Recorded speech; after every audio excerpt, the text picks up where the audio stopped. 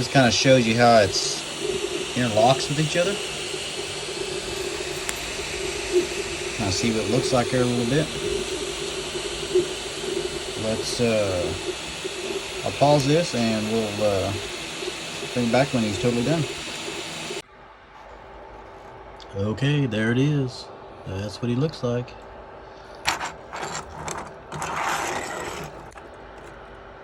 He articulates around.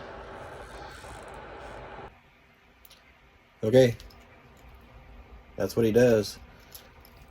He moves. Just a little dragon. Got his little feet. And this was all printed in place. He wasn't glued together. He was not snapped together or nothing. Got some cleaning up to do there on his head. A little bit of stringing going on. But it's all print together in one piece. I believe it was like a 12-hour print-ish, somewhere around that time frame. But yeah, turned out pretty good. I like it.